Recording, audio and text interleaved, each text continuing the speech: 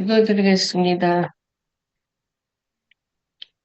고맙고 감사하신 하나님, 이렇게 귀한 시간 우리에게 허락하여 주심을 진심으로 감사함을 드립니다. 아멘. 우리는 일터 사역자입니다. 한 손에 복음, 한 손에 애토미로 또한 충성된 일꾼으로 살아가기를 원합니다. 아멘.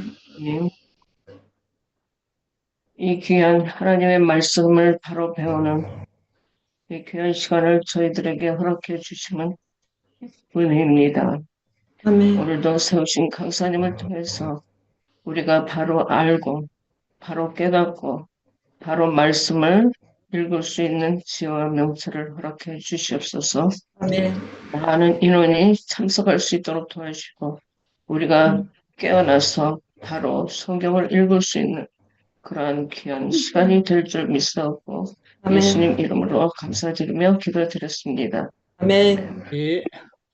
자, 다른 분은 개인적으로 다 소고해 주시고, 강사님 모시겠습니다. 예. 네. 두 번째 뵈니까 더 반갑습니다. 네, 지난번에 이제 나누다 보니까 이미 이 프로그램을 접해보신 분들도 계셨어요. 그래서 부탁 말씀 드리고 시작할게요. 이제 이 원래는 2시간짜리 내용을 1시간으로 압축해서 하다 보니까 알고 있던 내용이 조금 약할 수 있다는 부분은 꼭 양해 부탁드리고 오늘 공부 시작해 보도록 하겠습니다. 오늘 공부할 이과 제목은 아담 PhD 논문으로 왕 되다. 창세기 1장, 2장에 있는 창조 이야기입니다. 아담이 박사 논문으로 왕이 되었다는 이런 직접적인 표현은 성경에 없기 때문에 약간 생소하게 들리는 제목일 수 있는데 이과 공부를 마치고 나면 참 의미 있고 멋진 제목이다 라고 이제 고백하시게 될 겁니다.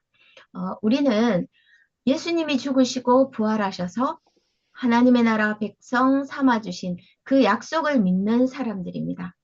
그런데 만약에 그 약속이 이 세상에 참 주인이 하신 약속이 아니라면 정말 허무맹랑한 약속이 되겠죠.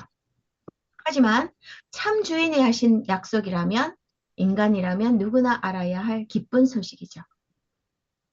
그러니까 우리가 예수님을 믿는다는 것은 이 세상과 생명을 창조하신 창조주 하나님을 믿는 믿음이 전제되어야 온전한 믿음이 되는 것입니다.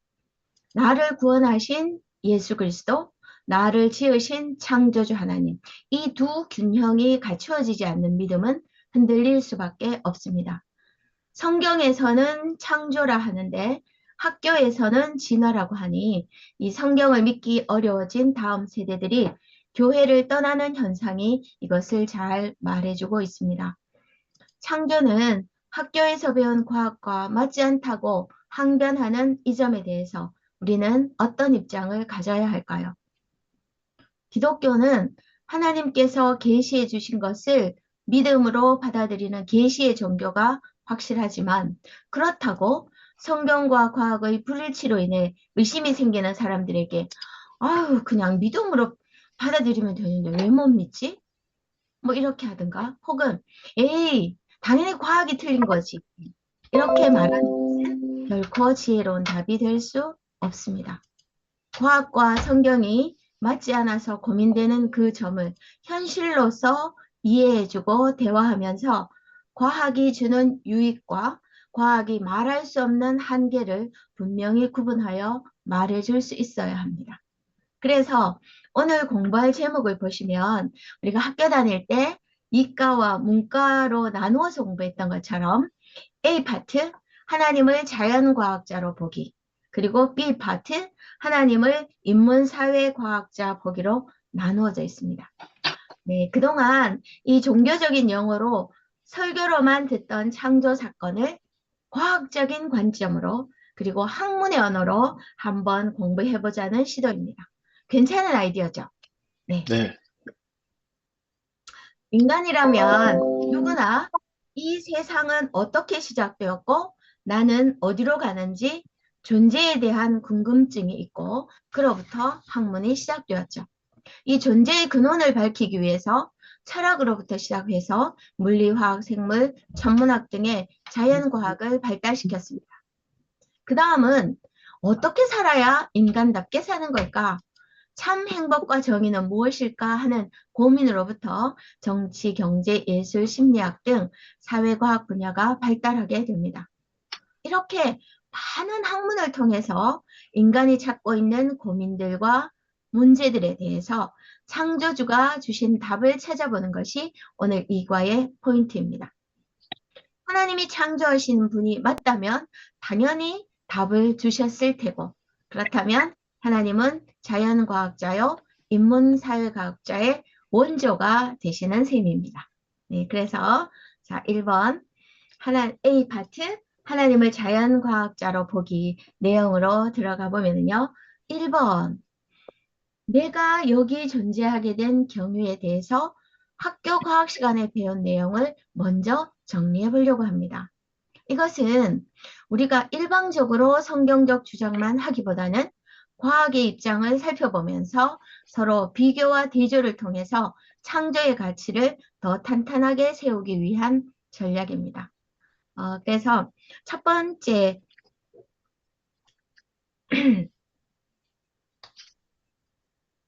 우리가 이제 과거에도 생물의 한 소단원에서 진화를 배웠지만 현재 교과서를 제가 한번 보여드릴 텐데 차원이 다릅니다. 네, 현재 고등학교 교과서 1단원 1장의 제목이 나는 무엇이었을까로 질문을 시작해서 16년 전에 나는, 20만 년 전에 나는, 46억 년 전에 나는, 138억 년 전에 나는 어디에 있었나라는 계속되는 질문을 던집니다. 이 질문을 통해서 20만 년 전에 등장한 인류는 46억 년 전 지구가 생길 때 이룬 물질에서 온 것이고 그 물질의 기원은 138억 년 전 빅뱅 지점으로 거슬러 올라가게 만듭니다. 그래서 현재 16세인 나는 빅뱅 이후 별들의 진화 과정에서 생성된 원소 물질로 만들어진 존재다. 이렇게 연결해서 별에서 온 우리라고 딱 결론을 냈습니다. 요즘 서점에 나가보면 별에서 온 우리라는 책 제목이 나와 있습니다. 이 빅뱅 이론을 이제 조금 요약하면은 제가 유인물에 요약해 드렸는데요. 139억 년 전 우주를 이루는 모든 물질과 에너지는 한 점에 모여 있었고 이것이 폭발하고 계속 팽창해서 오늘날과 같은 우주를 이루었다. 태양계와 지구 그리고 우리를 포함한 지구의 모든 생명체는 머나먼 과거 빅뱅으로 만들어진 수소, 헬륨과 별이 일생을 다해 만든 무겁고 다양한 원소들로 이루어졌다. 이렇게 정리되어 있습니다. 조금 부연 설명을 드리면 우리가 또 알아야 비판할 수 있으니까요. 빅뱅 이론은 100년 정도의 짧은 역사를 갖고 있지만 현재로서는 가장 주목받는 팽창 우주론입니다. 그럼 100년 전까지는 어땠나? 정적 우주론이었죠. 우리가 보는 이 우주는 늘 이런 모습으로 변하지 않는 정지된 상태라는 생각입니다. 그런데 관측 장비가 발전되면서 1929년 허블이 망원경으로 관측해보니 우주에는 육안으로 볼 수 없었던 어마어마한 많은 별들과 은하들이 존재하는데 그것들이 우리로부터 점점 멀어지고 있는 적색 편의 현상을 관측하게 되었죠. 이로부터 우주에 대한 인식이 크게 변화하기 시작하면서 새로운 팽창 우주론이 등장하게 되는 것입니다. 현재 모습을 보니 팽창하고 있으니까 역으로 팽창하기 전의 모습으로 거슬러 올라간다면 아마 약 38억 년 전에는 우주를 이루는 모든 물질이 압축되어 모여 있었겠다 하는 이 가모프의 생각에서부터 빅뱅 이론은 출발합니다. 그러다가 폭발이 일어나서 팽창하면서 온도가 떨어지니까 쿼크나 광자 등의 소립자가 만들어지고 소립자들이 모여 양성자, 중성자, 전자가 되고 또 양성자, 중성자가 모여서 핵이 되고 핵이 전자와 결합하면서 원자가 되고 그 원자들이 중력에 의해서 모이면서 별이 만들어지고 별 내부의 핵융합 반응이 끝나면 폭발해서 다시 우주로 물질을 방출하게 됩니다. 또 그것들이 다시 모여서 별이 되는 일을 반복하면서 우리가 보는 이 우주가 형성되었다고 하는 이론입니다. 이 그림에서 이제 그 모든 것을 설명하고 있습니다. 이런 과학의 발견 자체를 부인할 필요가 없기 때문에 제가 조금 소상하게 말씀드렸습니다. 자, 아무튼 이 이론은 현재 관측된 모습과 자료를 바탕으로 과거를 추론한 이론입니다. 이해되시죠? 네. 자, 이렇게 이제 빅뱅으로 물질이 생기는 과정을 설명했다면 그 다음 단계로 이제 생명이 없는 무기물질에서 생명이 만들어지는 과정이 있어야 되겠죠. 그것이 바로 2번입니다. 그렇죠? 생명은 무생물로부터 자연적으로 만들어질 수 있다고 하는 생명 자연 발생 이론입니다. 여러분들이 아마 학교에서 배웠던 내용이 생각나실 텐데 이 이론은 50년 이상 각광을 받았지만 이 이론을 만든 밀러 자신이 스스로 포기함으로써 다행히 2015년 개정된 현재 교과서부터는 빠지게 되었기 때문에 제가 소상히 소개하지는 않겠습니다. 자, 그 다음에 이제 세 번째가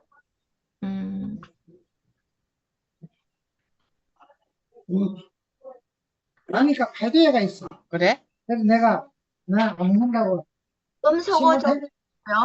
세 번째는 우리가 잘 알고 있는 생명 진화 이론입니다. 이렇게요. 한 종류의 생물 무리에는 다양한 변화가 있으며 그 무리에서 환경에 알맞은 변이를 지닌 생물이 더 많이 살아남아서 자손을 남긴다. 이 과정이 오랜 세월 반복되면 원래의 생물과 특징이 다른 생물이 나타날 수 있다. 이처럼 생물이 여러 세대를 거치면서 환경에 적응해서 변화하는 현상을 진화라고 한다. 생물의 진화는 최초의 생명이 탄생한 후 지금까지 계속되고 있다라고 정리되어 있습니다. 자, 이렇게 과학 교과서는 단순 지식 차원이 아니라 나의 존재의 기원을 이해하는 데 있어서 진화론적인 사고가 신년 수준으로 자리 잡도록 만드는 구조입니다. 이 교과서가 바로 우리 다음 세대의 현실입니다. 자, 그럼 여기서 2번 과학이라는 학문 자체에 대해서 한번 살펴보려고 합니다. PPT를 좀 바꿔볼게요.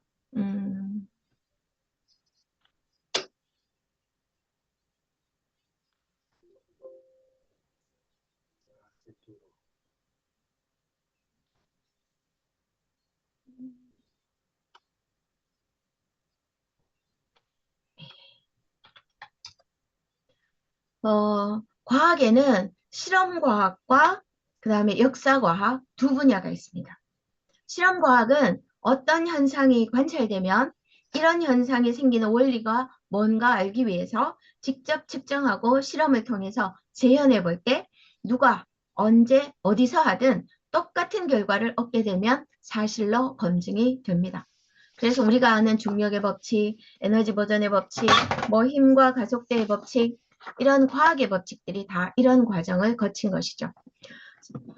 자연 속에 존재하는 이 법칙들을 발견하게 되면서 엄청난 발전을 이루어냈습니다. 중력의 값을 알아내면서 인공위성이나 우주선, 미사일을 발사하게 되고 전자기력을 알아내서 전기를 생산하고 반도체를 만들어 전자제품을 만들 수 있게 되었고 강력과 양력을 이용해서 원자력 발전과 핵무기를 제조할 수 있게 되었죠. 그래서 우리는 이 실험과학이 가져온 놀라운 발전을 경험하고 살기 때문에 과학을 무한 신뢰하게 된 것입니다. 그런데 과학은 실험과학만 있는 것이 아니고 역사과학도 있다는 거예요.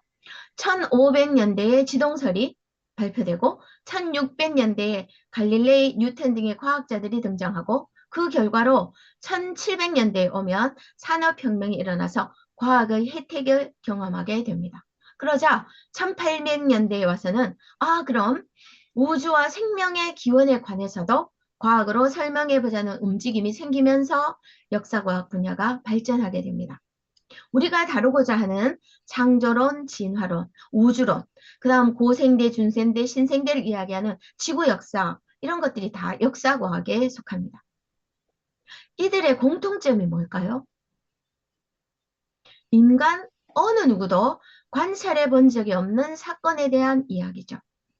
우주와 지구 혹은 생명의 시작은 누구도 본 적이 없을 뿐 아니라 다시 실험으로 반복 재현해 볼 수도 없는 주제입니다. 그렇다면 실험과학적인 방법으로는 증명할 수 없는 영역이라는 뜻이죠. 그럼 어떻게 하냐? 증거가 될 만한 자료들을 실마리 삼아서 해석하고 추측해 볼 수밖에 없습니다. 그러다 보니 동일한 주제에 대해서 창조다, 진화다 이렇게 여러 이론이 나올 수 있고 어느 이론이 올바른지 검증하기도 쉽지 않습니다. 마치 살인사건 현장에 남겨진 흔적들을 가지고 범인을 쫓는 것처럼 말이죠. 어떤 증거가 해석하기에 따라서는 A가 범인일 증거가 될 수도 있고 A가 범인이 아닐 증거도 될 수 있는 거죠. 그러니까 그 해석을 어떻게 하느냐에 따라 명탐정이 결정이 되잖아요. 그러니까 타당해 보이는데 이 정도는 가능하지만 이건 사실이다 라고는 할 수 없다는 거죠. 결국 지목된 법인이 자백하고 현장 검증이 끝나야 사실이 되는 법입니다. 그런데 교과서에는 실험과학도 실려 있지만 역사과학도 실려 있습니다. 실험과학 분야는 전 세계가 같은 내용이니까 아무 문제 없지만 역사과학 분야는 너무나 다양한 추론이 가능한데 교과서에는 주로 한 관점의 해석만 실려 있다는 것이 결정적인 문제입니다.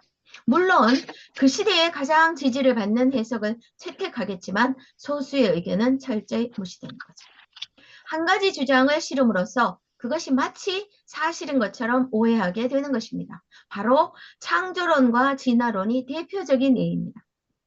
진화론은 교과서에 있으니 과학적인 사실이고 창조론은 교과서에 나오지 않으니까 과학이 아닌 것처럼 되는 현실이 되어버린 거죠. 그러니까 한 가지 입장만 실은 것 자체가 잘못된 것임을 지적할 수 있어야 합니다.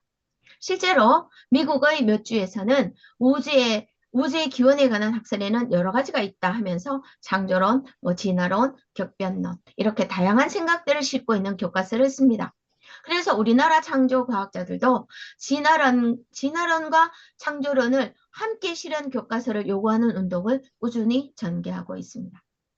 이처럼 기원에 대한 문제는 누구도 맞다 틀렸다라고 확정할 수 없는 문제라서 누가 더 타당한 주장을 하고 누가 더 과학적인 증거를 제시하는 것을 다투어야 합니다. 들어보고 어느 것이 타당한지 판단은 누가 합니까? 듣는 내가 하는 거죠. 그래서 역사과학 분야의 주장에 대해서는 꼼꼼히 질문을 던지면서 타당성을 검증하는 것은 내가 반드시 해야 될 작업입니다.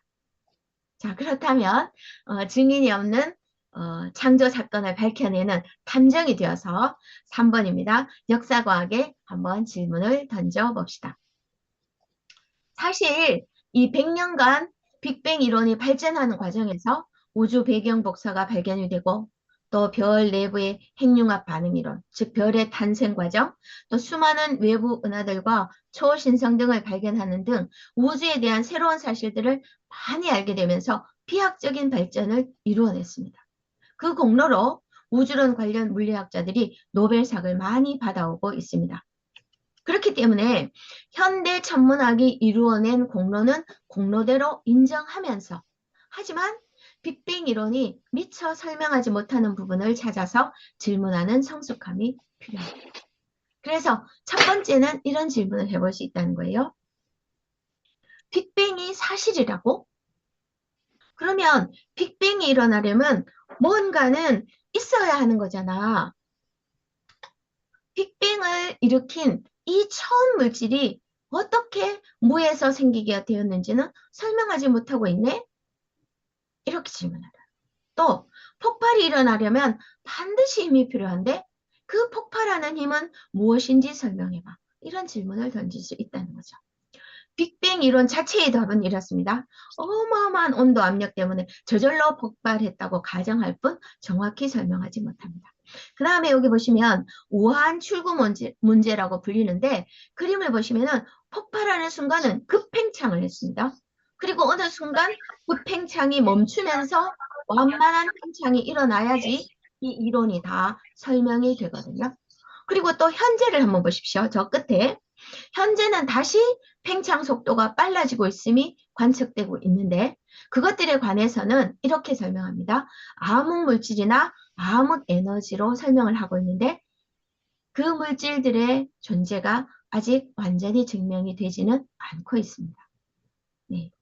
그 다음에 또 던져볼 수 있는 질문이 뭐냐면, 자, 폭발에 의해서 그 이후에 이 모든 것이 안정되고 서로 부딪히지도 않고 질서정연하게 운행하고 있는데, 과학이 발전해 보니까 그 질서정연하게 하는 힘이 중력, 전자기력, 양력, 강력이라는 것을 알게 되었습니다. 네, 현재는 망원경을 통해서 우주라는 거시세계를 볼 수 있게 되었고 또 현미경과 입자가속기를 통해서 원자보다 훨씬 작은 쿼크까지 미세 세계를 들여다볼 수 있기 때문입니다. 들여다보니까 이제 원자가 형성이 되려면 원자핵을 형성하는 이런 강력과 양력이 필요하고 또 원자핵과 전자가 하나의 원자를 형성하려면 전자기력이 필요하고 수많은 원자들이 뭉쳐져서 별이 되고 별과 은하들이 질서 있게 운행하는 것은 중력이 있기 때문이라는 것을 알게 되었단 말이죠. 자, 그러면 이 힘들이 어디서부터 왔는지 설명해내지 못한다면 이 규칙적인 힘들도 그냥 우연히 생겨서 우주가 스스로 질서를 잡아가고 있다는 설명이죠. 그럴 수는 없지 않니? 이런 질문을 할 수 있다는 거예요. 네, 이렇게 과학이 발달하면 할수록 수학적으로 모래알 하나만큼의 오차가 생겨도 유지될 수 없을 만큼 우주가 정교하다는 것이 속속 밝혀지고 있습니다.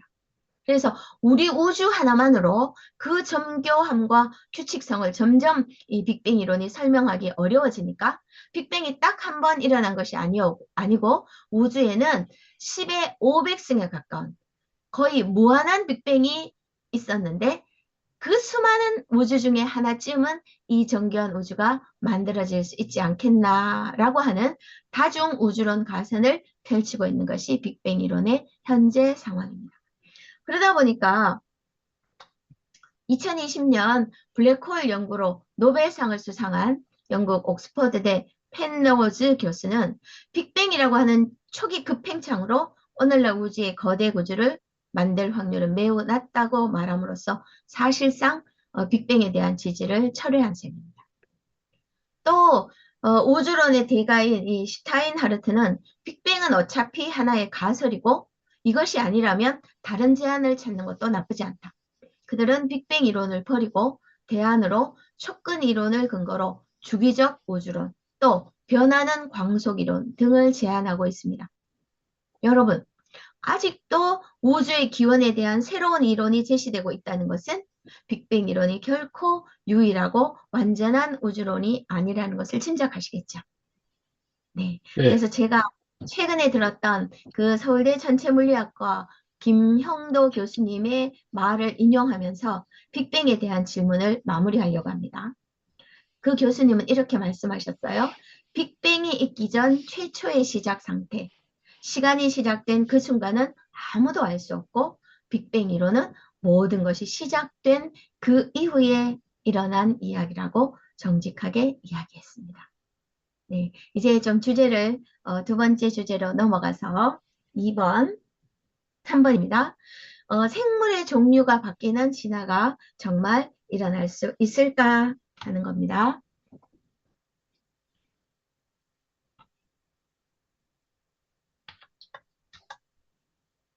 네, 아까 이제 여러 가지 변이 중에서 자연 선택이 되어서 환경에 적응해서 변하는 것을 진화라고 했고 진화는 지금까지 계속되고 있다라고 교과서에서 실었습니다. 자, 그러면 맞습니다. 같은 종의 생물이라도 개체들 사이에서 특징이 다른 변이는 얼마든지 있습니다.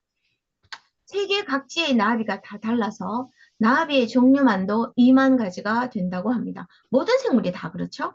예, 선인장도 그렇고 장미도, 닭도, 개도, 말도 종류가 어마어마합니다. 사람도 마찬가지죠. 같은 부모에게서 난 형제끼리도 다 다릅니다. 자, 여러분, 만약 한 부부가 자녀를 100명 낳는다면 그 중에 똑같은 사람이 태어날까요? 다 다를 확률이 더 높다는 거 다 인정하시죠? 그래서 우리는 이 학교에서 열심히 배웠습니다. 같은 유전자를 물려받아도 유전자 조합은 엄청 다양할 수 있다는 것을 배우는 것이 유전 법칙이었습니다. 이렇게 생물의 특징은 DNA에 의해서 결정이 되는데 그 DNA는 부모로부터 물려받기 때문에 부모와 다른 DNA를 가질 수는 없는 것이죠. 그러니까 이 유전 법칙에 의하면 다양할 수는 있지만 새로운 정보가 생길 수는 없는 거죠. 나비의 종류가 다양한 것은 환경에 대한 자연스러운 적응 현상으로서 지금도 일어나는 과정입니다. 나비라는 종류 안에서는 충분히 다양하게 변할 수 있죠. 왜요? 환경에 적응해야 하니까요. 하지만 시간이 아무리 흘러도 그 적응 현상을 통해서 나비의 DNA가 바뀌어서 새로운 생물의 종류로 진화할 수는 없다는 것입니다. 네. 그 다음에 또 이제 두 번째로 진화로는 그 원인이 돌연변이 때문이라고 합니다. 세포 하나인 수정란에서 세포가 분열해서 생장이 일어날 때 유전자의 복제가 계속 무수히 일어나야 합니다. 이 유전자의 복제 과정에서 실수로 오류가 발생하게 된 것이 돌연변이입니다. 마치 아무리 전문가라도 긴 글을 타이핑하다 보면 오타가 발생하는 것처럼 말이죠. 실수로 발생한 돌연변이가 누적이 되면 원래보다 더 진보하게 될까요? 퇴보하게 될까요? 네, 진보보다는 오히려 퇴보하게 됩니다.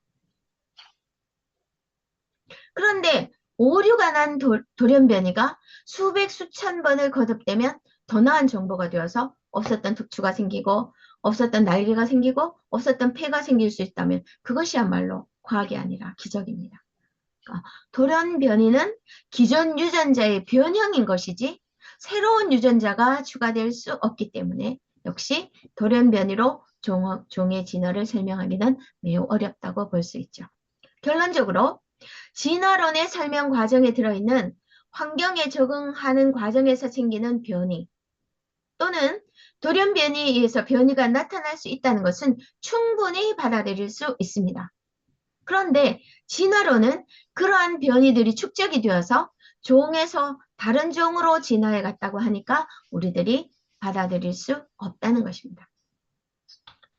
또 역사학 교과서에는 이 오스트랄로피테쿠스로부터 호모사피엔스로 진화했다고 배웁니다.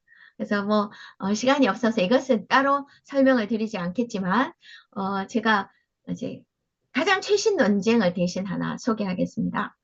사람과 침팬지 유전자가 99%가 같다는 놀라운 사실. 그런데 진화론자들은 99% 같다는 점에 착안해서 침팬지에서 인간으로 진화했다고 주장합니다. 창조론자들은 1% 다른 점에 착안해서 그러니까 각 생물은 처음부터 다르게 창조되었다고 주장합니다. 이 기원에 대한 논쟁은 인간 역사가 있는 한 끝까지 이어질 것입니다. 증인인 하나님께서 나타나서 증명해 주시기 전까지는 계속되겠죠. 우리가 과학을 열심히 연구해서 하나님이 자연에 숨겨놓은 원리를 알아내어서 이 긴 논쟁에서 우위를 차지하는 방법밖에는 도저히 없습니다. 이제 4번 이제 마지막으로 모두가 잘 알고 있는 연력학 제1법칙, 제2법칙에 위배되는 점을 한번 설명해 보겠습니다. 눈으로 볼 수 없고 실험으로 검증할 수 없는 역사과학 이론을 대할 때 어떤 이론이 더 믿을 만하고 타당한가 하는 것을 검증하는 방법 중에 하나가 이미 검증되어 있는 법칙과 이 이론이 얼마나 조화되는지를 살펴보는 것입니다. 제가 지금부터 이 검증된 연력학 법칙을 설명할 텐데 여러분은 이 연력학 법칙이 창조와 진화 중에서 어느 것과 더 일치하는 데를 한번 살펴보세요.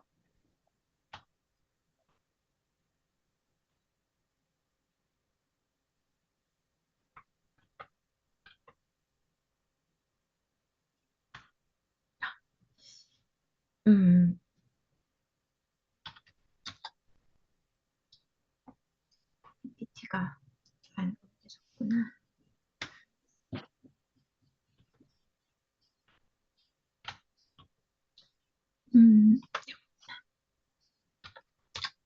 네, 연력학 1법칙은 에너지의 출입이 없는 고립계에서 그림처럼 에너지의 종류는 바뀔 수 있습니다. 그렇지만 에너지의 총량은 처음이나 끝이나 항상 일정하다는 에너지 보존 법칙입니다. 쉽게 말하면 이 말은 결국 에너지라는 것은 새로 생기거나 없어질 수 없다는 뜻이죠. 그 다음 이 법칙은 에너지의 질인데요. 에너지의 질은 엔트로피가 증가하는 방향. 쉽게 말하면 무질서해지는 방향으로 흐른다는 법칙이에요. 즉 에너지는 쓰면 쓸수록 효용 가치가 떨어진다는 것이죠.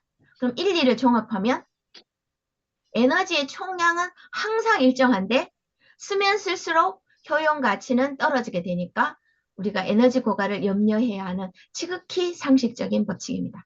자, 그러면 이 두 법칙을 가지고 우주를 한번 설명해 본다면 첫 번째, 우주라는 고립계 안에서 에너지의 총량이 보존되려면 아까 에너지는 새로 생길 수도 없고 없어질 수도 없이 양이 처음과 똑같아야 한다면 우주 만물을 처음 작동시키는 에너지는 외부로부터 주어져야 하겠죠. 그 다음 두 번째, 주어진 에너지는 점점 효율이 떨어지게 되니까 그렇다면 우주는 점점 질서로워질 수 있을까요? 무질서한 방향으로 변해가야 할까요? 새로운 에너지가 공급되지 않는 한 우주는 무질서한 방향으로 변해갈 수밖에 없으니 결국 이 우주는 시작이 있고 끝이 있다는 결론에 도달하게 됩니다. 여러분, 변하지 않는 이 연력학 법칙들은 창조와 진화, 어느 것을 더 뒷받침하는 것 같습니까? 진화론의 주장은 이거잖아요. 처음보다 시간이 지날수록 더 질서가 잡혀간다고 설명하고 진화론은 시간이 지날수록 더 복잡한 구조를 가진 생명체로 진화한다고 합니다. 자, 이 연력학 법칙들은 최고의 질서 상태를 가진 시작점이 있었다고 알려주는 창조를 말해주는 것 같지 않습니까? 네, 선택은 여러분의 몫입니다. 자, 4번으로 가보겠습니다. 어떤 눈으로 세상을 바라볼까인데요. 자, 지금 제가 여러분에게 카톡 문자를 보냈습니다. 무슨 말인지 알아들으셨나요? 네, 알파벳들이 무작위로 배열되어서는 어떤 의미를 전달할 수 없습니다. 이렇게 자음과 모음의 낮자들이 어떤 규칙에 의해서 바르게 조합되어야 의미 있는 단어와 문장이 될 수 있습니다. 그래서 현대정보공학에서 정의했습니다. 우연이나 무작위 과정은 정보를 만들 수 없고 정보는 반드시 지성의 산물이다 라고 규정했습니다. 의미 있는 정보 뒤에는 반드시 정보를 생산하는 지적 존재가 있다는 뜻이죠. 자, 그렇다면 그런 관점으로 우리 몸을 한번 보자는 거예요. 내 몸 하나만 들여다봐도 지혜로운 지적 존재의 증거인 증거들로 가득하다는 겁니다. 네, 생명체는 단백질로 이루어져 있는데 단백질을 만드는 설계도가 DNA입니다. 염색체 안의 DNA가 이중 사슬처럼 이렇게 이중 나선 구조로 얽혀 있다는 것이 1953년에 밝혀졌습니다. 내가 이런 모습이 된 것은 환경에 적응해서 오랜 시간 진화의 모습이 아니고 처음부터 내 몸에 장착된 DNA 설계도에 따라 된다는 것을 알게 된 것입니다. DNA 설계도 없이 우연히 아미노산 500개가 결합해서 단백질 한 분자가 조합될 확률은 0에 가까운, 다시 말해 불가능 일이라는 것을 과학자들의 손으로 밝혀냈습니다. 사람의 세포 하나 속에 있는 DNA 정보를 책으로 만든다면 1000페이지짜리 1000권 분량에 해당한다고 합니다. 이 정보에 의해서 불가능에 가까운 일을 우리 몸 안에서는 계속 반복적으로 만들고 있기 때문에 우리가 지금 살아있는 것입니다. 바로 어디서? 내 몸의 세포에서 이 모든 일이 일어나고 있습니다. 마치 하나의 거대한 공업도시 같은 시스템이 다 갖추어져 있기 때문에 우리는 지금 숨쉬고 살아가고 있는 것입니다. 이 세포가 가동되기 위해서 심장이 하루에 10만 번 펌프질하면서 혈관을 통해서 산소와 운반을 열심히 운반해줍니다. 이렇게 우리 몸 하나만 보아도 소우주라 해도 될 만큼 놀라운 능력과 지혜가 담겨 있습니다. 불과 몇십 년 전만 해도 사람 몸은 그저 겉모습밖에 볼 줄 몰랐고 잘 모를 때는 생명체가 그저 막연히 신비한 존재였지만 분자생물학, 유전공학, 전자현미경을 통해서 직접 볼 수 있는 시대를 맞고 보니까 이 DNA 정보는 인간이 만든 최고의 반대초보다 훨씬 뛰어난 작품임을 알게 되었습니다. 이런 시대를 맞고 보니까 생명의 자연 발생을 주장했던 밀러는 스스로 자기 이론을 포기하는 글을 발표할 수밖에 없었던 것이죠. 아무튼 과학은 이런 일이 오래 시간이 흐르면 저절로 생길 수 있다. 우연의 결과라고 주장합니다. 창조주를 배제하니까 우연히 성립할 무한한 시간으로밖에는 설명할 수 없는 것이죠. 또 한편의 입장은 이런 정교한 일은 결코 저절로 생길 수 없고 인간의 지혜를 능가하는 지적인 설계자가 분명히 존재한다는 지적 설계론을 주장합니다. 여러분 어떻습니까? 우연일까요? 설계일까요? 여러분의 선택은 무엇입니까? 자, 그런데 만약에 이 설계하신 하나님께서 이 많은 정보들을 일일이 수학식이나 분자식을 써서 기록해 주셨다면 성경이 얼마나 두꺼워졌을까요? 양도 양이지만 너무 어려워서 오히려 우리가 알아듣기 힘들었겠죠. 그래서 성경은 누구나 알아먹을 수 있게 이 사실을 선포하면서 시작되는 것입니다. 네. 창세기 1장 1절에 태초에 하나님이 천지를 창조하시니라. 네. 태초에로 시작되는 성경은 과학이 결코 말해주지 못하는 시간이 시작되기 전, 즉 빅뱅이 일어나기 전의 이야기를 우리에게 말해줍니다. 지금 우리가 경험하고 있는 이 시공간의 세상을 시간이 시작되고 물질들이 존재할 공간과 기초를 하나님이 창조하셨다고 1절에서 선포합니다. 그리고 이제 2절에 가면 물질 세계가 조성되기 전에는 공허하고 혼돈하며 즉 아무 모습도 형태도 없는 흑암의 세계였는데 하나님의 영이 이제 운행하시면서 첫째 날 3절에 보시면 빛이 있으라 하셨을 때 모든 물질과 생명의 근원인 에너지가 주어집니다. 이때부터 보이는 물질 세계가 만들어지고 생명체들이 나타나게 됩니다. 자, 유인물에 줬는데요. 자, 2장 1절로 가보시면은요. 천지와 만물이 다 이루니라 이렇게 되어 있습니다. 1장 1절에는 천지를 창조하셨는데 2장 1절에 가면 천지와 만물이 다 이루었다고 하잖아요. 그렇다면 1장 3절부터 1장 31절 끝절까지는 만물이 만들어지는 이야기라는 뜻이죠. 그래서 실제로 이제 1장 7절을 보면 궁창을 만드시고 또 16절에 보면 두 큰 광명체를 만드시고 또 1장 25절에 가면 땅의 짐승이나 가축이나 땅에 기는 모든 것을 각기 그 종류대로 만드시니라고 되어 있습니다. 그런데 1장 27절에 가면 사람을 창조하시되 여러분 눈치채셨습니까? 창조하시고 만드시고 이렇게 다르게 표현되어 있다는 것입니다. 그래서 2장 3절 하반절에 가면 하나님께서 창조하시며 만드시던 모든 일을 마치셨다고 기록하고 있습니다. 그러면 창조하시는 것과 만드시는 것은 어떻게 다를까요? 창조는 무에서 유를 있게 하시는 그야말로 하나님만이 하실 수 있는 일을 말합니다. 그리고 만든다는 것은 있는 재료를 가지고 여러 가지 형태를 만드는 것이죠. 사실 하나님 닮은 인간도 지금도 열심히 신소재를 만들어내고 있지 않습니까? 차이를 아시겠죠? 그러니 무에서 유의 창조, 또 사람에게 생명을 주는 창조는 하나님, 창조주 하나님 외에는 할 수 없고 당연히 과학으로도 설명이 불가능한 영역입니다. 그래서 하나님은 우리를 과학적으로 이해시키고 설득시키기보다는 선포하시는 말씀에 누구든지 믿음으로 반응하기를 원하시는 것입니다. 그래서 창세기 1장을 쭉 읽어보면 모든 생물들을 각기 그 종류대로 처음부터 완전하게 지었음을 10번씩이나 강조하고 있습니다. 처음부터 각 생물은 자기의 설계도가 있었음을 분명히 말씀하고 있습니다. 환경의 변화에 적응하다 보니 혹은 시간이 많이 지나다 보니 바뀌고 싶은 대로 바뀔 수 있는 것이 아니라는 것을 밝혀주셨습니다.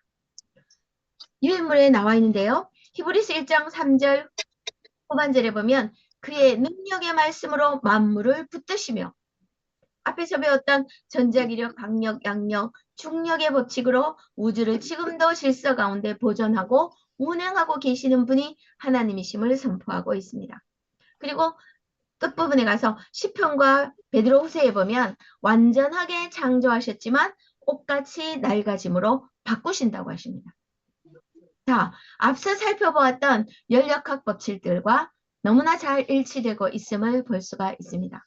그러니까 창조가 시작되는 첫날 빛이 있으라 하실 때 에너지가 주어짐으로 시작되었고 결국 이 창조된 세계는 낡아지게 될 것이고 하나님께서는 우리를 위해서 새하늘과 새 땅을 재창조하신다고 약속하셨습니다. 이렇게 성경은 처음과 끝을 명확하게 밝혀주셨습니다. 그것뿐이 아니죠. 성경 곳곳에는 인간이 역사 이래 과학이라는 도구를 통해서 애써 발견하게 된 사실들이 이미 다 기록되어 있습니다. 지동설, 그 다음에 물의 세 가지 상태 변화, 구름과 비의 원리, 기압, 대륙이동설, 해양적 확장설, 피해 순환 등 인간이 16세기 이후에나 발견한 원리들이 다 기록되어 있습니다. 이제 단지 그 시대에도 알아듣는 말로 표현이 되어 있는 것이죠. 참고하시라고 제가 성경 구절을 조금 실어드렸습니다. 이처럼 성경과 과학은 결코 서로 다를 수 없습니다. 과학이라는 것은 이미 창조되어 있는 물질과 생명에 대해서 원리를 찾아내고 발견한 것뿐입니다. 현대 과학이 이루어 놓은 결과들은 신을 믿든 믿지 않든 공통적으로 인정하는 것입니다. 이렇게 과학은 중립적이라서 과학 자체가 신을 긍정하거나 부정하거나 하지는 않습니다. 관건은 뭘까요? 이 과정을 누가 주도했느냐의 문제가 남는 것이죠. 물질 스스로냐 아니면 창조주냐 이 싸움입니다. 그래서 하나님을 부정하는 사람들은 과학을 이용해서 이봐! 과학을 통해 모든 것이 밝혀지고 있는데 보이지 않는 신이 존재한다는 것을 믿는 것은 너무나 어리석다고 무신론 프레임을 씌웁니다. 한편 하나님을 믿는 사람들은 이봐! 과학이 발전할수록 이 세상을 만든 창조주가 얼마나 위대하고 지혜로운지 알게 되잖아 하면서 과학이 오히려 이제 성경을 뒷받침해주고 있는 긍정적인 요소로 받아들입니다. 그래서 지금 이 시간에도 크리스찬 과학자들은 과학을 통해서 하나님의 지혜를 세상에 드러나기 위해서 애를 쓰고 있습니다. 우리도 한몫하면 더 좋겠죠. 자, 결론을 맺어보겠습니다. 빅뱅 진화론을 믿거나 창조를 믿거나 둘 중에 하나를 믿는 것이에요. 무슨 말인가 하면 지금까지 살펴본 것처럼 과학이 말해줄 수 없는 출발점에 가면 결국 믿음이 필요합니다. 우연히 저절로 만들어졌다고 믿든지 누군가 창조했다고 믿든지 선택할 수밖에 없습니다.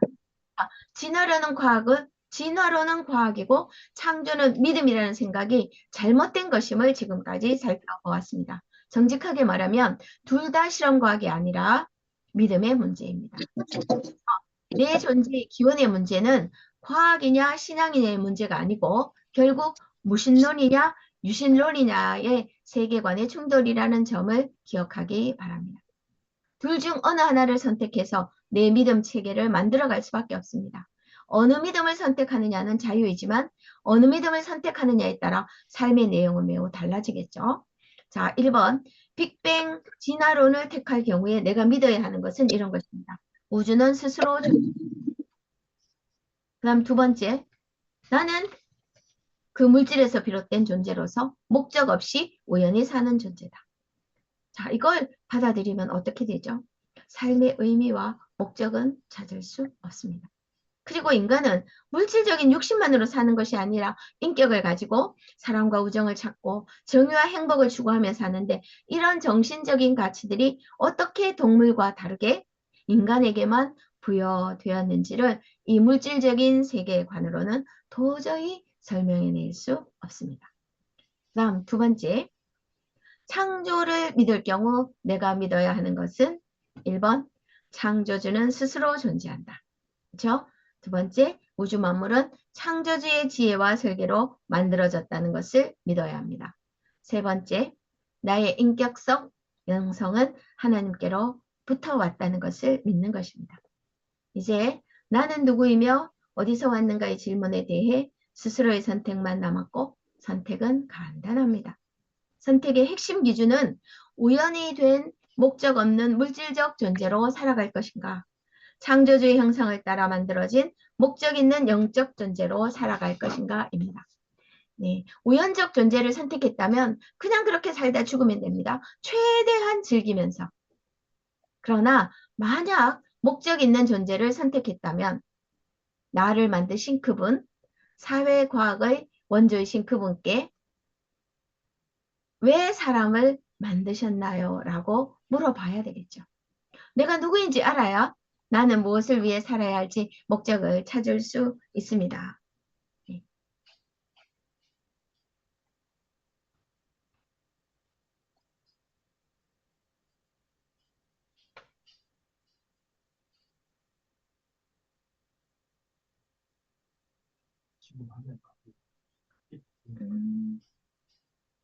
자, 교회 좀 다녀본 사람들은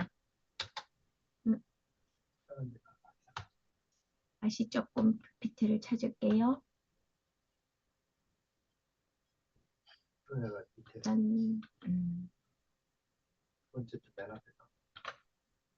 네. 이제 교회 좀 다녀본 사람들은 이 웨스트민스터 신앙 고백서를 따라 인간의 최고 목적은 네, 하나님의 영광을 위하여라고 즉시 답합니다. 근데 이 말은 언뜻 받아들이기 쉽지 않은 말입니다. 그럼 내 인생은 아무것도 아니고 하나님만 영광 위해서 살면 된다는 거야. 이런 생각이 살짝 올라옵니다. 이것은 영광이라는 단어를 오해한 데서 비롯한 생각이기 때문에 이 영광이 무슨 뜻인지부터 성경을 통해서 한번 보겠습니다. 창세기 네, 1장 26절에 보면은요.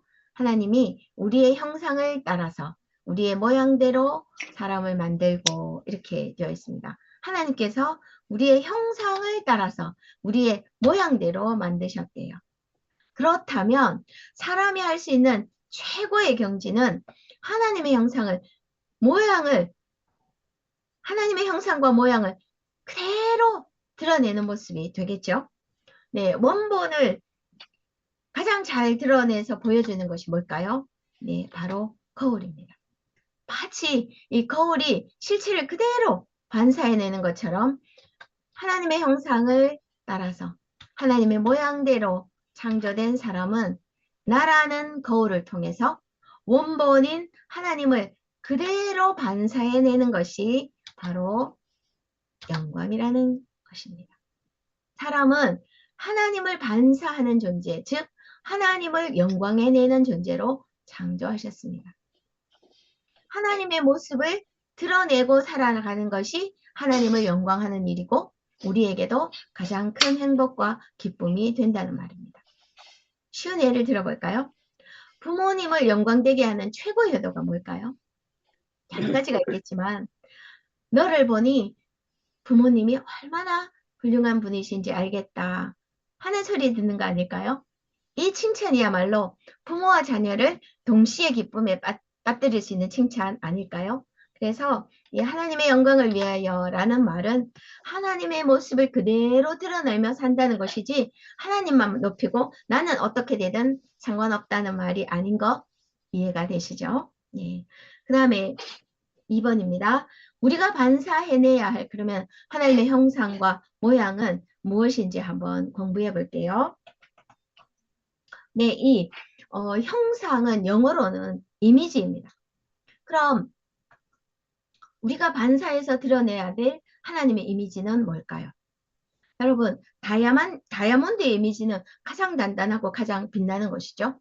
또 우리가 어떤 사람의 이미지에 대해서도 야, 그 사람 한마디로 신사야, 성실 그 자체지 이런 말 쓰잖아요.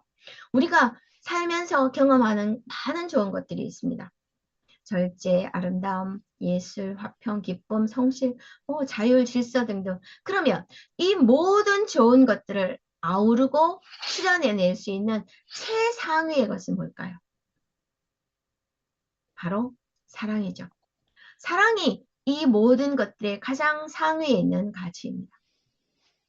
사랑이 있다면 이 모든 것들이 다 나올 수 있다는 말입니다. 그래서 하나님의 이미지는 바로 사랑이라 할 수 있고 우리가 살면서 경험하는 이 모든 좋은 것들은 바로 하나님으로부터 나온 것이죠. 우리는 하나님으로부터 나온 것을 가치 있다라고 말합니다. 그런데 미워하고 무시하고 양보 없이 제 것만 챙기고 죽이고 폭력을 휘두르는 사람에게 가치 있다라고 하지 않죠. 인간답지 않다 혹은 살 가치가 없다 이렇게 하잖아요. 자, 그러면 이런 모든 좋은 가치들이 하나님께로부터 온 것임을 아는 사람들은 어떻게 해야 할까요? 내가 좋은 가치를 발휘하고 살아갈 때 그 가치를 주신 하나님께 영광과 감사를 돌리는 것이 마땅하겠죠. 그것이 바로 예배입니다. 그래서 예배, 월십은 가치라고 하는 원스에서 유래된 말입니다. 근데 하나님께서는 하나님의 풍성한 형상을 한 사람에게 다 담을 수 없어서 각자에게 독특하고 다양한 모습의 가치를 나누어 주셨어요. 그러니 모든 인생이 각각 제 소리를 낼 때 가장 아름다운 하나님의 작품이 완성되는 것입니다. 그렇다면 이제 남과 비교하면서 나는 가치가 없는 존재라고 여기는 것은 나를 만드신 하나님을 부정하는 어리석은 일이 되는 것이고 반면에 어떻게 그런 일을 해냈어? 라고 칭찬을 받을 때 스스로 우쭐하는데 그친다면 교만한 일이 되고 맙니다. 그러므로 우리가 아름다운 가치를 드러내고 살아갈 때 아, 너 참 대단해. 이렇게 사람을 칭찬하는 것으로 끝내지 말고 우리가 하나님의 형상이기 때문에 이런 것들을 드러내며 살고 있구나를 알아차리고 하나님께 그 영광을 돌릴 줄 아는 사람이 참된 예배자입니다. 여기서 한 걸음 더 나아간다면 하나님의 형상의 일부를 가진 우리도 이런 아름다운 가치를 발휘할 수 있다면 본체이신 하나님의 영광은 도대체 어떠할까? 진정으로 하나님에 대한 경외감과 갈망이 생기면 참 좋겠습니다. 그래서 인간의 존재 목적은 하나님의 형상을 그대로 반사하면서 하나님을 예배하는 것. 이것이 하나님을 영광하는 삶이라는 거 잘 이해되시죠? 네. 그 다음에 이제 형상 다음에는 모양이잖아요. 그러면 하나님도 모양이 있으실까요? 네. 형상이 외적으로 드러나는 방식이 이제 모양이고 영어로는 이제 스타일이라고 할 수 있습니다. 그러니까 하나님의 모양을 이해할 수 있는 단서가 되는 말은 우리라고 하는 단어입니다. 우리의 모양대로 사람을 만들자 했을 때 우리가 누구신가요? 하나님이시죠? 네. 그런데 우리는 유일하신 하나님을 믿고 있는데 왜 우리라고 하셨을까요? 사랑이라는 형상을 드러내는 하나님의 모양이 바로 삼위일체 하나님이기 때문입니다. 네, 삼위 하나님 아시죠? 성부, 성자, 성령 하나님. 세 분의 인격으로 계시지만 결코 갈등이나 대립이 없이 뜻이 완전한 하나이시기 때문에 삼위일체 하나님이라고 부릅니다. 이렇게 하나님은 홀로 계시지 않고 세 분께서 서로 교제하면서 공동체, 커뮤니티로 한 분 하나님으로 존재하신다는 거예요. 근데 어떻게 그것이 가능할까요? 한 인격만 가졌다면 사랑의 대상이 없는 것이죠. 세 분 하나님의 인격이 서로 관계하실 때 오직 사랑으로만 교제하시기 때문에 뜻도 계획도 능력도 영원성도 모든 본질적 속성들이 똑같은 한 분 하나님이 되신다는 거예요. 자, 그러면은 이 공동체로 존재하시는 하나님의 스타일을 사람도 닮아야 하잖아요. 그래서 이제 가정 창조 엑스파일이 있는 거예요. 창세기 2장 18절부터 23장을 이제 열어볼 텐데요. 제가 유인물에 실었습니다. 자, 요 이야기는 하와를 만드는 사건인데요. 2장 18절에 보면은 사람이 혼자 사는 것이 좋지 아니하니. 그러니까 왜 혼자 사는 것이 좋지 않다고 하셨을까요? 혼자 사는 것은 하나님의 스타일이 아니기 때문입니다. 삼위일체이신 하나님의 스타일을 구현하기 위해서 남자와 여자로 만드셨다는 거예요. 아담 혼자서는 하나님의 이미지인 사랑을 표현해낼 수가 없어서 하와를 만들어서 하나님 닮은 공동체로 존재하도록 만드셨어요. 그래서 사회학자들은 인간을 뭐라고 부르죠? 사회적 동물이라고 부르는 거예요. 그러니까 결국 사랑이 절실한 필요한 존재라는 뜻이겠죠. 자, 2번. 요 이제 2장 18절에서 23절 본문을 읽어보면은 흐름상 어색한 두 구절이 있어요. 제가 말씀드리면 18절에 보면은 돕는 배 풀을 지으리라 하셨잖아요. 그리고 이제 21절부터 하와를 실제로 만드시잖아요. 그러면은 19절, 20절은 없어도 흐름상 문제가 없습니다. 그런데 왜 이 짐승들 이름 짓는 19절, 20절이 끼어들었을까요? 네, 여기에는 깊은 뜻이 있습니다. 자, 이름을 짓는 일은 바로 그 대상의 본질을 규명하는 일입니다. 예, 부모님은 자녀들 이름 짓는데 정말 많이 고심하죠. 자녀를 향한 부모의 마음을 가장 잘 표현하는 단어를 골라야 하니까요. 이렇게 이름을 지으려면 그 대상을 잘 관찰해서 본질을 파악해야 됩니다. 그래서 하나님은 이 일을 아담에게 맡기셨고요. 아담은 동물들의 전반적인 생태를 잘 살펴서 서로 구별되는 특성에 알맞은 이름을 지어내는 일을 훌륭히 마쳤습니다.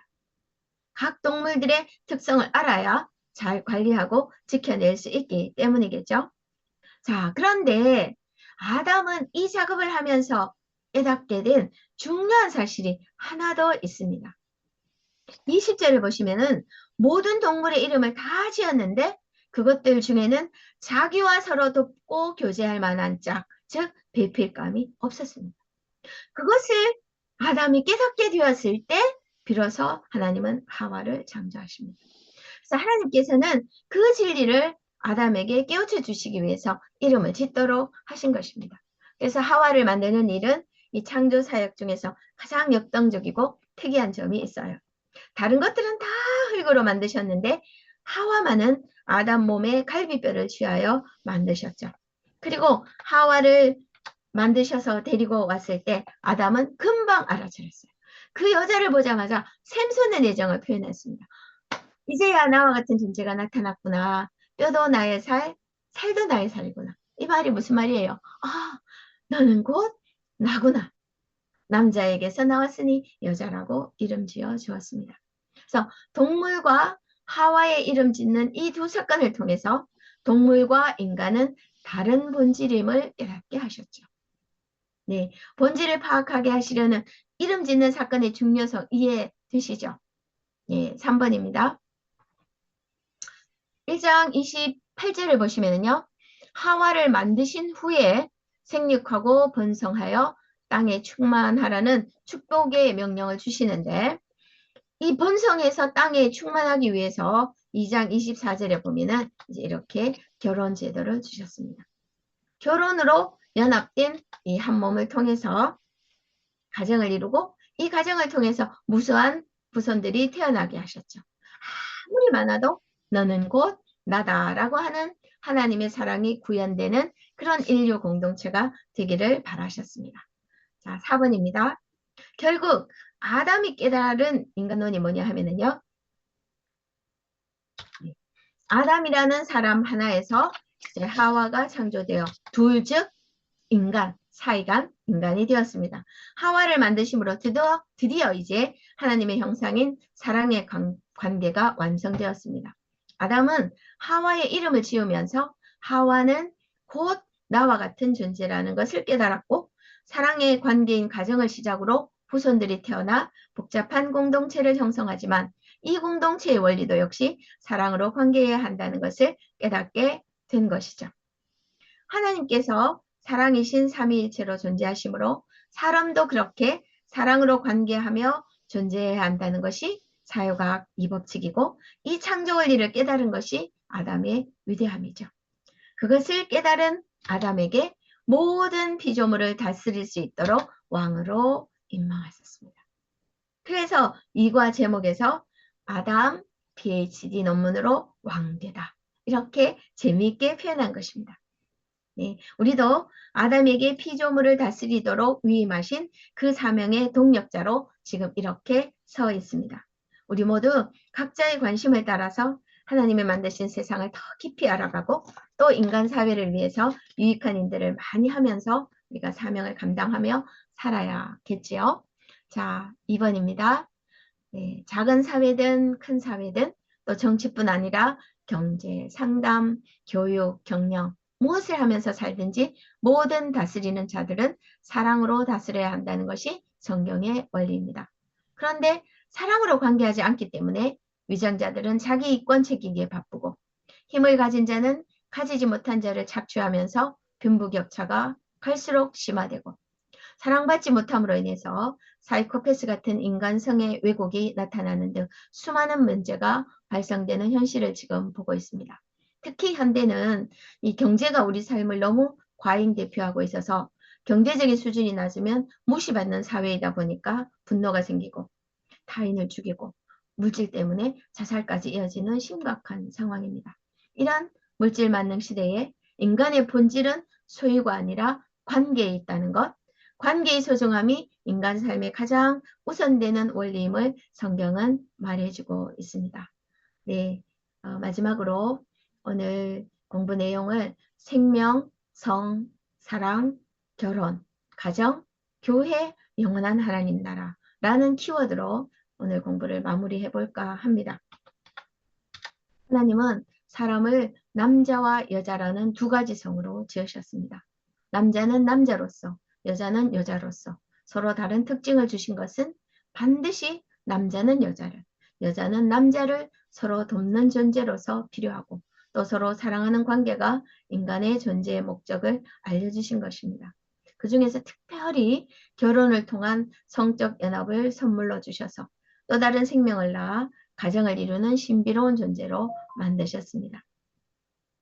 결혼이라는 틀 안에서 사랑의 결실로 생명을 낳는 그 아름다운 목적을 이루어 가야 합니다. 그래서 하나님은 이 결혼을 예수님과 우리들, 즉 교회와의 관계로 설명하기를 기뻐하셨습니다.